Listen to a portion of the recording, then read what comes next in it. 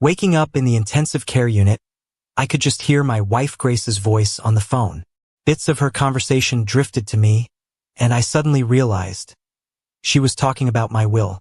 Panic mixed with disbelief as I pretended to be dead, eager to fully understand the betrayal happening right next to me. The moment my eyes fluttered open, a harsh white glare assaulted my vision. Where am I? Why do I feel so weak and powerless? I muttered under my breath. The faint squeaking of sensors and the hum of machinery around me confirmed my fears. I was in a hospital. But how did I end up here? What had happened to me? As I struggled to piece together my thoughts, a sharp pain pierced through my consciousness, forcing a groan from my lips. An intense thirst clawed at my throat, yet there was no one to offer me water, no soothing presence to ease my discomfort. Alone and confused, I lay there, surrounded by medical equipment I had never seen before. The 4 drips and sensors attached to me felt alien, as if I was more machine than man. My wife's voice, so familiar yet so distant, suddenly filled the room. My heart raced as I strained to listen, hoping for words of concern, but instead, I caught snippets of a conversation that chilled me to the bone. "Dr. Merritt, how is my husband? Will he remain in this state long? Perhaps we should consider more radical measures." Grace's voice, tinged with a false sweetness, did not sit right with me. The doctor's reply was cautious yet stern. "Don't anger God. Hope for the best. Your husband's chances are slim, but you mustn't give up. And try to spend less time near him. We wouldn't want any accidental infections." Grace's syrupy tone returned as she acknowledged the doctor's advice. "Of course, I understand. Thank you." The sound of her footsteps receding and the door closing marked her departure, but not before a cold exchange that left me reeling. The silence that followed was broken by the unexpected ring of a phone. It jolted me, the ringtone echoing strangely in the sterile room. With great effort, I strained to eavesdrop, despite my usual disdain for such acts. After all, under normal circumstances, I, James Williams, a successful restaurant owner, would never stoop so low. But confined to this hospital bed, I had no choice but to listen. "Hello, darling. Is that you? Your number seemed unfamiliar." "A will? Yes, I've written it. Yes, everything as I wanted." Grace spoke into the phone, her words slicing through the air with precision. The conversation that followed revealed her true intentions. She spoke of managing my restaurant, of inheriting everything once I was no longer there. As she continued, my heart pounded with a mix of fury and despair. How could she speak so callously about my condition, about my life, as if I were already gone? The term vegetable, used so casually, so cruelly, left me breathless. Lying there, unable to move or speak, I pondered over the events that led me to this grim reality. How had I ended up here? Who had saved me from the fiery car crash that I vaguely remembered? The answers seemed just out of reach, obscured by pain and betrayal. As these thoughts swirled in my mind, memories of earlier, happier times came to me. I remembered waking up early, enjoying the quiet of dawn while the city slept, the comforting routine of making breakfast, the crisp air on my terrace. Life had been simple, predictable, and fulfilling with my morning routines and my commitment to a healthy lifestyle as a vegetarian, which I never imposed on Grace. Yet here I was, grappling with a harsh new reality. As I lay there, the sound of Grace ending her call with "I love you, goodbye for now," I was left to ponder the depth of her deceit and the fragility of trust. The realization of her betrayal, confirmed by her own words, was a bitter pill to swallow, harder still to digest than any physical ailment could ever be.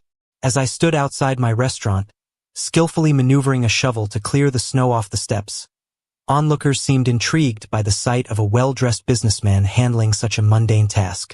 Henry, the janitor, watched me with a respectful nod. "You're quite skilled at this, James.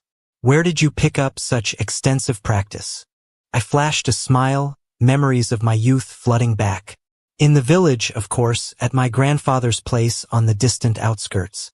He had quite a lot of land there. I'm not much into hunting, but picking mushrooms, berries, or fishing. Always up for that." So there was a lot of snow there in the winter. You'd wake up, and it's dark in the hut, all windows covered in snow.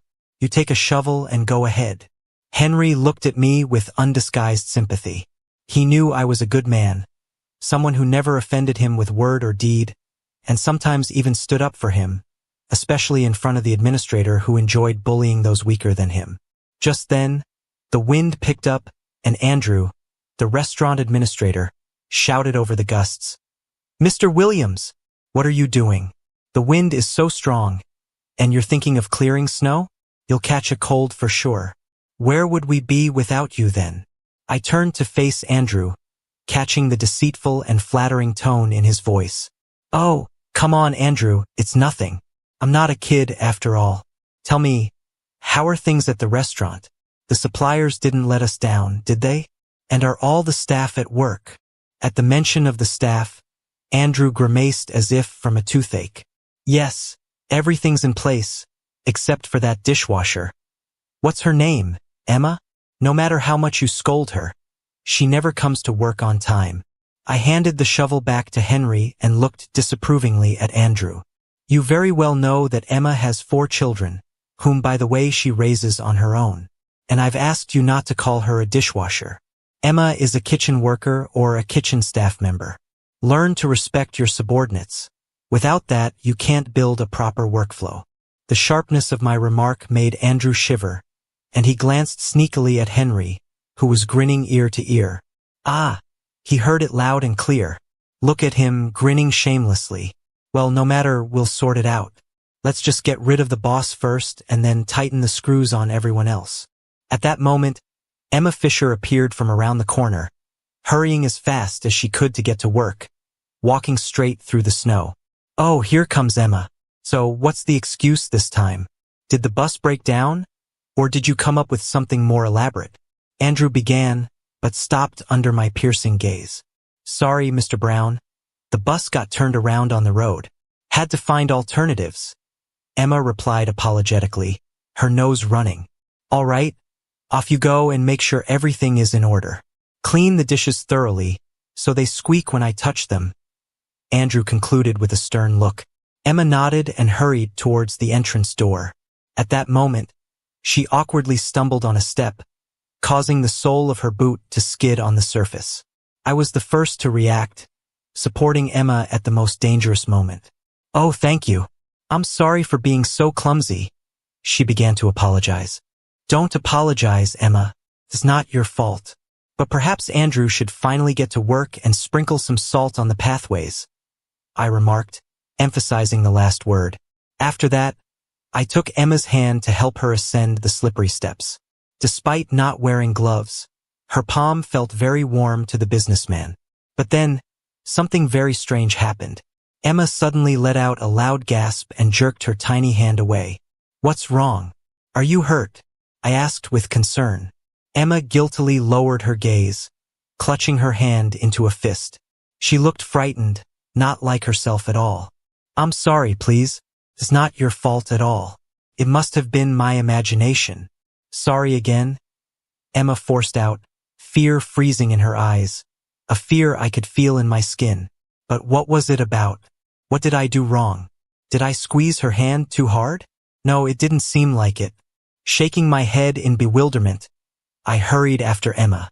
I caught up with her in the hall where I quietly called out to avoid attracting the attention of others. "Emma, what happened? Why did you react so strangely?" She froze and looked at me with a strange pity. "I'm sorry." "It's all because of my visions." "Visions?"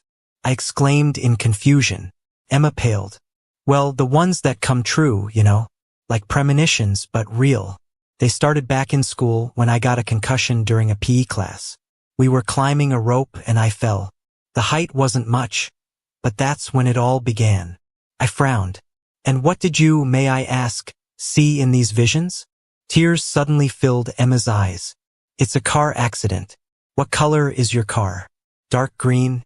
"When I touched your hand, I immediately understood that car will be involved in a terrible accident. But it won't be your fault. It will be someone very close to you. I saw it the moment I touched your hand. It struck me like lightning. I looked at my colleague with irony. I didn't believe in any prophecies, of course. In my understanding, it was sheer nonsense, and all these fortune tellers and seers were just charlatans. There was that one madam who predicted a long and thorny path to success for me back in my student years. And so what? The path did await, of course, but it required a great deal of hard work, and those predictions had nothing to do with it. Emma looked at her boss with concern. Realizing he didn't believe a word she said. "Excuse me, Mr. Williams, but I heard you refrain from driving for the near future," she said. I just smiled. "Oh, don't worry, Emma. I've been driving for over 10 years and I've had no issues with it. Besides, I never exceed the speed limit, so there's no need for unnecessary concern. An accident is definitely not in my cards." Emma nodded in agreement, looking at me as if I were already doomed. "All right then, get back to work and don't dwell on the negatives. By the way, how are your little ones? If you need anything, don't hesitate to ask. I'll help however I can," I said as I headed to my office. "Thank you, everything's fine, Mr. Williams. I just need your permission for something," Emma cautiously asked.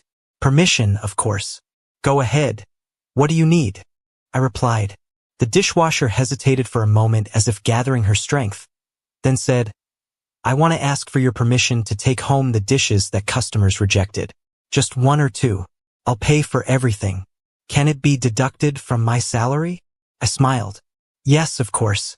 What's the matter? And no payment is necessary. They're going to be disposed of anyway. Besides, it seems both you and the kids will benefit. Take as many as you want." Joyful sparks danced in her eyes. This was real luck. Meanwhile, I went about my usual business, talking on the phone with the restaurant manager, approving menus, and preparing for the inspection, ensuring everything ran smoothly. Yet, from time to time, I remembered Emma's words, which had struck a chord with me. Can you believe it? A kitchen worker with fortune-telling abilities. That's a first for me. But soon, thoughts of a possible road accident faded away, making room for meetings with new suppliers, tasting new dishes, and discussing current restaurant matters with the administrator, maintaining an atmosphere of trust and cooperation. I gently resolved disputes, using the stick far less often than the carrot. Time passed unnoticed, crossing the 3-hour mark.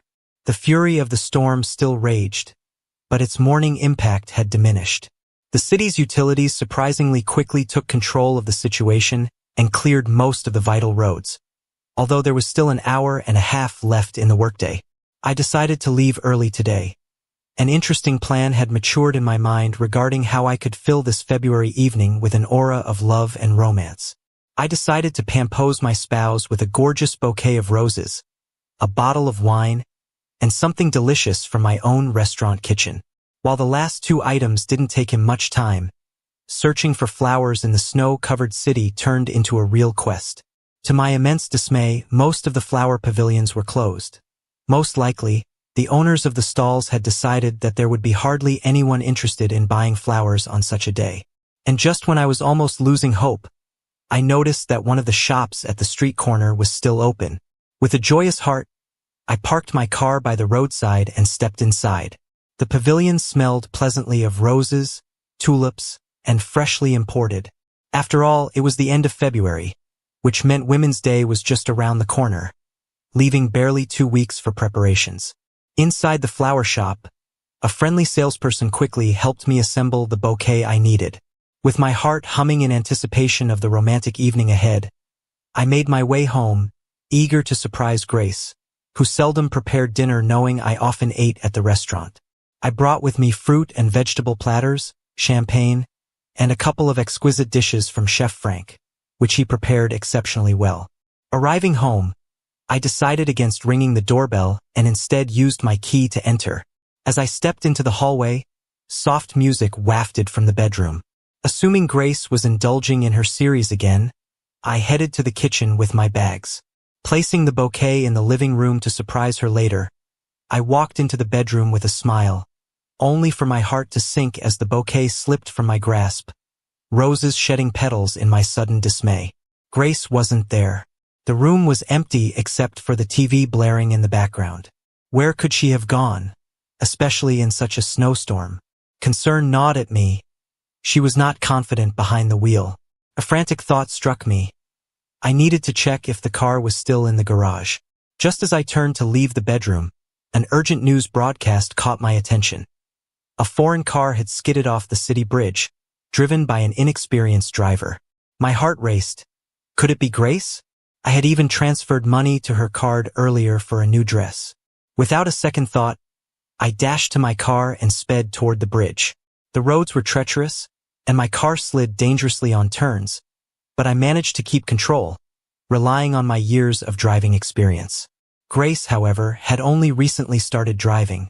Why had I encouraged her to drive today of all days? With the bridge just 2 miles away, my car slid once more.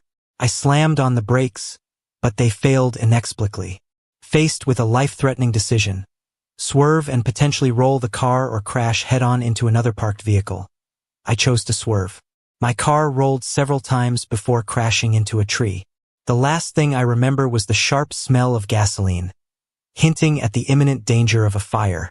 Now, here I lay in the hospital, surrounded by the constant beeping of life support machines, haunted by the realization that the girl from the news wasn't Grace but someone else. My thoughts were a whirlwind of confusion and betrayal. Grace had been seeing someone else all this time, someone she valued more than anything. And then there was the matter of the will. She had convinced me to draft it just a few months ago. At the time, it seemed insignificant, but now, every detail took on a sinister hue. As these thoughts tormented me, I made a decision to feign being in a coma, keeping my eyes tightly shut whenever Grace was near. I could feel her gaze on me, cold and calculating, her fingers itching to end my life by simply pressing a few buttons on the machines that kept me alive. The danger felt palpable, as if death were breathing down my neck. Just then, footsteps echoed in the corridor, causing Grace to retreat quickly. Dr. Merritt entered the room shortly after, discussing my case with a nurse. It's just mind-boggling. She's ready to bury him alive, you know. Why marry such vipers? He commented. Dr. Merritt approached my bed, noting aloud that some sensors seemed to be disabled. Probably a malfunction. We'll need a specialist to check this, though it usually takes time for a patient to come out of a coma. I'm sure he'll survive against all odds. A miracle in such cases is quite possible, he said optimistically. The nurse, Erica, stayed behind to check the sensors. As she fiddled with them, I whispered quietly for water. Startled, she jumped slightly, then quickly regained her composure. So, you've woken up? Why didn't you signal? She asked. Gathering what little strength I had left, I pleaded, please don't tell anyone I've regained consciousness. Let it be our secret, at least for today. Although puzzled by my request, considering my wife's strange behavior, Erica agreed to keep my secret. All right, I'll do everything I can, but you still can't drink. The most I can do is moisten your lips, she whispered, touching a wet piece of cotton to my lips. The relief, though minimal, was immensely comforting. As Erica set up an 4-drip to nourish my body, tears of gratitude welled up in my eyes. Her kindness in such a dire situation reinforced my resolve. They won't get my will and inheritance. I will recover and ensure Grace doesn't get a penny in the divorce, I thought determinedly, swallowing the bitter lump in my throat. With that, I drifted into a restless sleep, while Erica reported back to Dr. Merritt, who silently acknowledged her actions, choosing to keep my progress a secret from Grace. If I were in her shoes, I'd be praying for my husband's recovery, but this witch only thinks about her inheritance, he remarked, thankful for Erica's vigilance. Meanwhile, Grace had taken control of the restaurant, imposing her will with a fiery determination that left everyone under her gaze feeling small and insignificant. Her aggressive approach was a stark contrast to my more compassionate style, and it wasn't long before she began making drastic changes, including planning to install hidden surveillance cameras to monitor everyone's every move.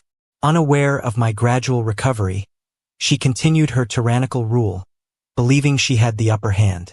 But I was determined to fight back, for my own sake and for the good of those who depended on me. She only has 2 of her own, and 2 more from her husband's first marriage, the administrator added obligingly. They're all mine, And as for what my husband left, let it remain on his conscience. He's in prison now, caught stealing.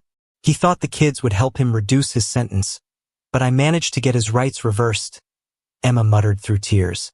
But Grace remained unmoved.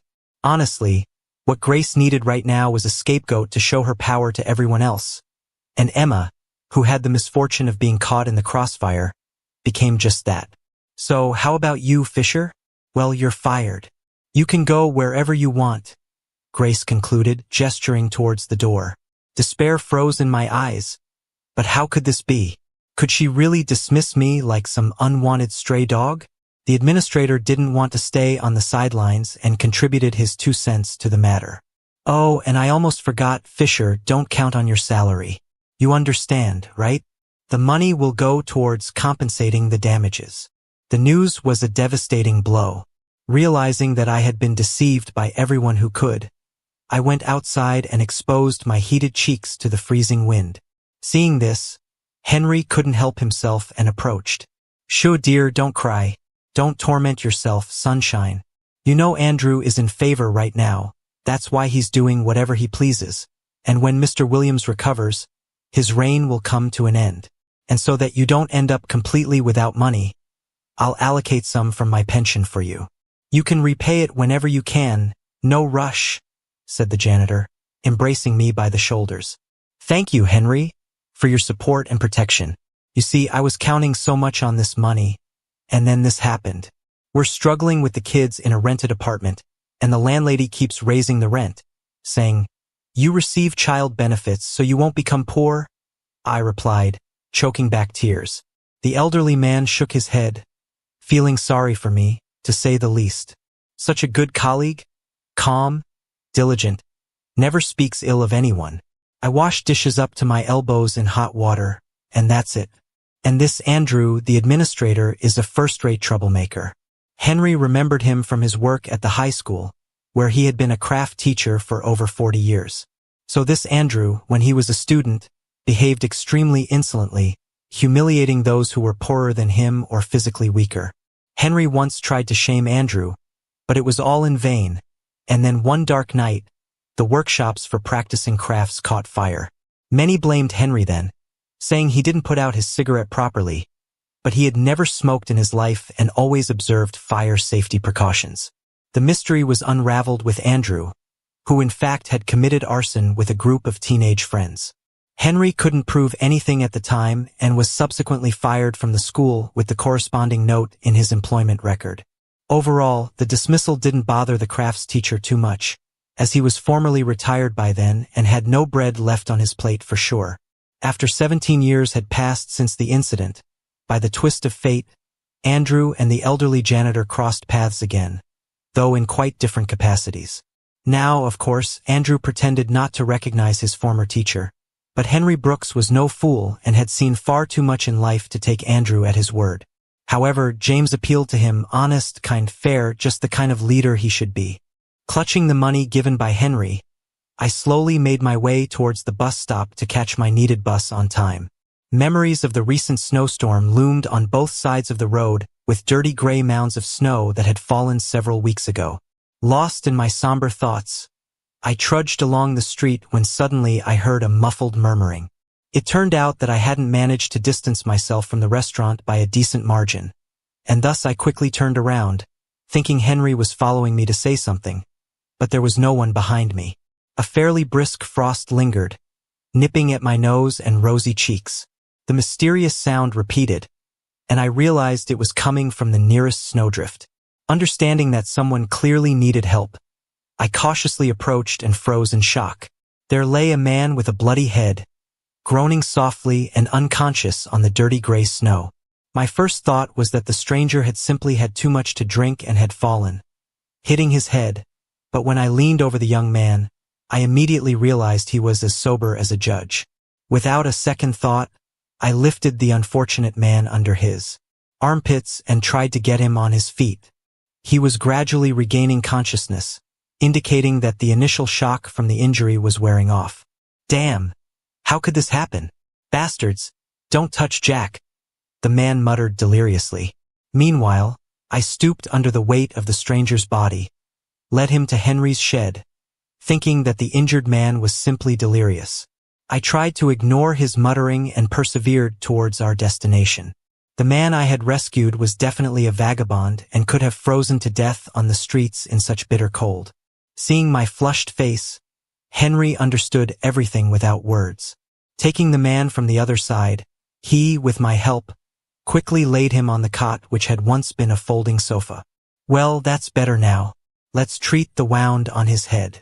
He'll probably recover soon, Henry sighed in relief, taking out bandages, cotton, and antiseptic from the first aid kit. Can you manage? Shouldn't we call an ambulance? I asked anxiously, but the janitor just shook his head. No, dear, there's no need. Why distract people from more important work? I wanted to be a doctor in my youth, but I failed the entrance exams, then spent a year and a half in medical school, decided to become a nurse, but even there, luck wasn't on my side, so I had to become a laborer. But I know how to provide first aid, so don't worry. The lad is tough, street smart. He'll pull through, no doubt.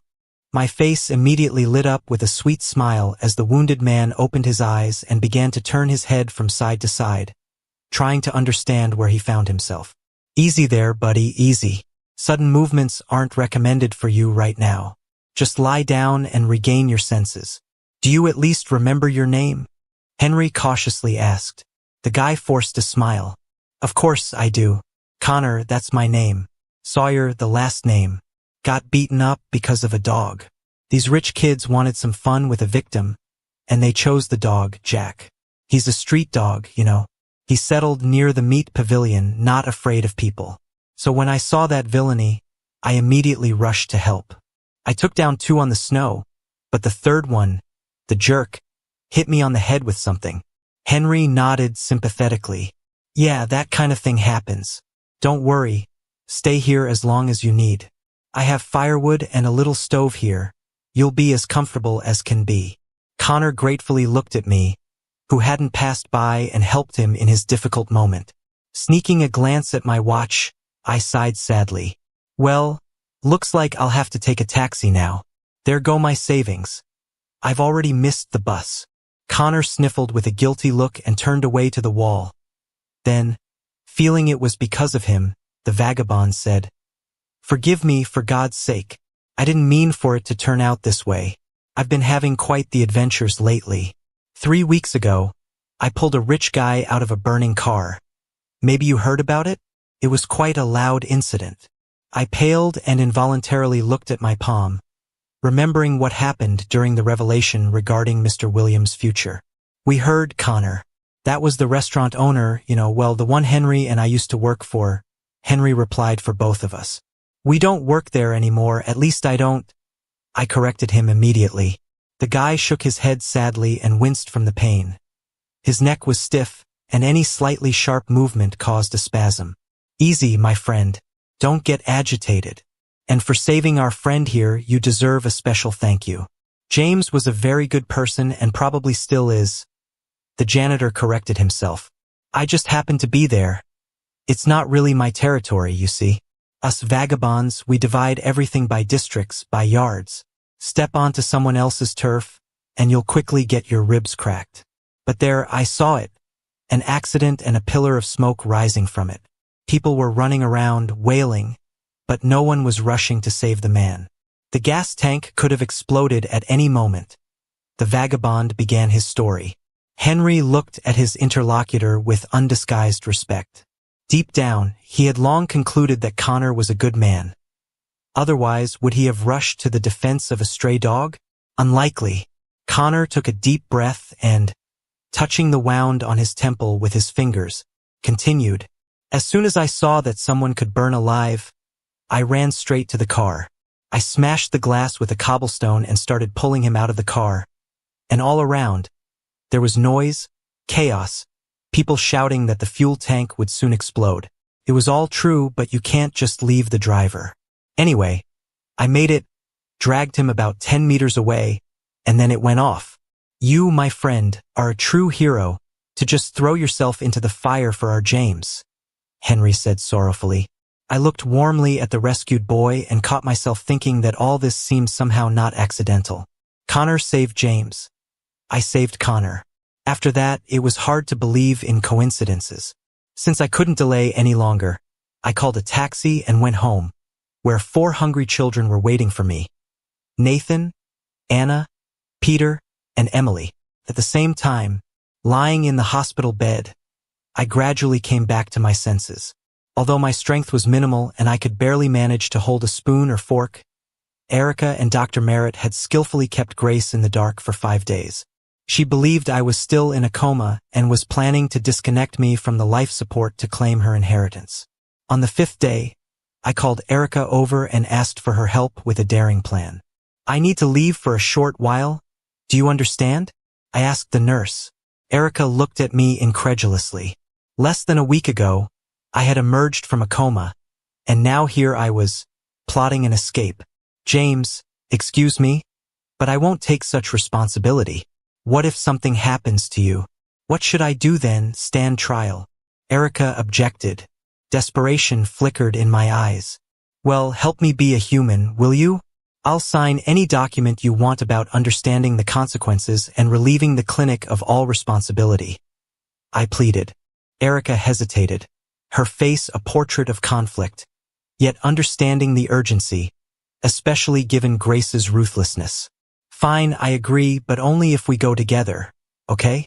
It'll be calmer for both of us." Just in the evening, a couple of hours before lights out, she proposed, and I nodded in agreement.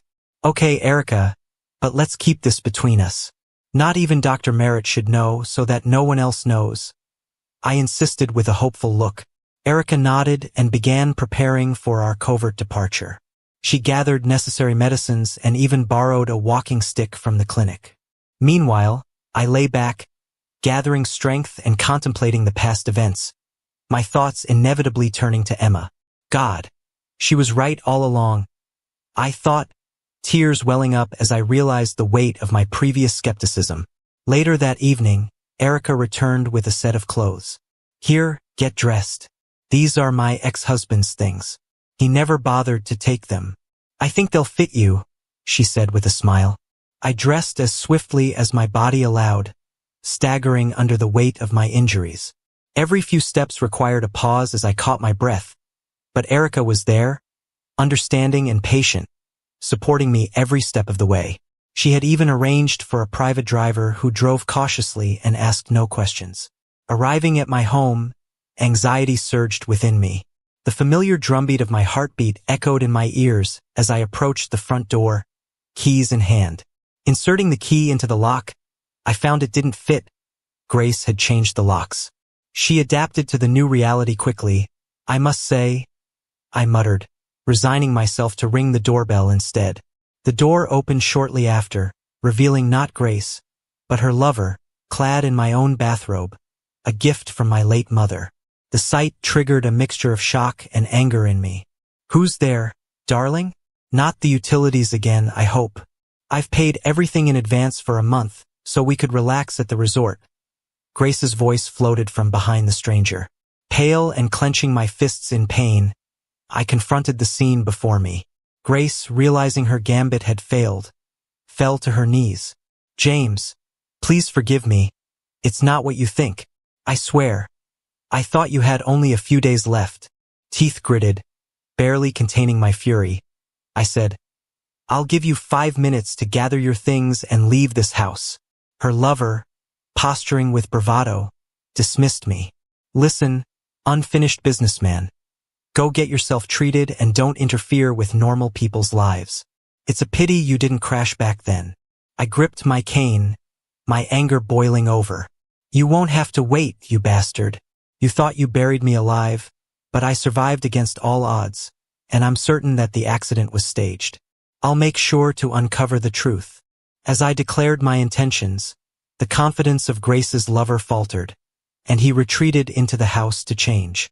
The facade of a happy relationship with Grace crumbled as quickly as it had been constructed.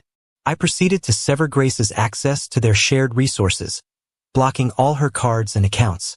Years ago, I had elevated Grace from provincial obscurity, shaping her into a semblance of a businesswoman, but no more.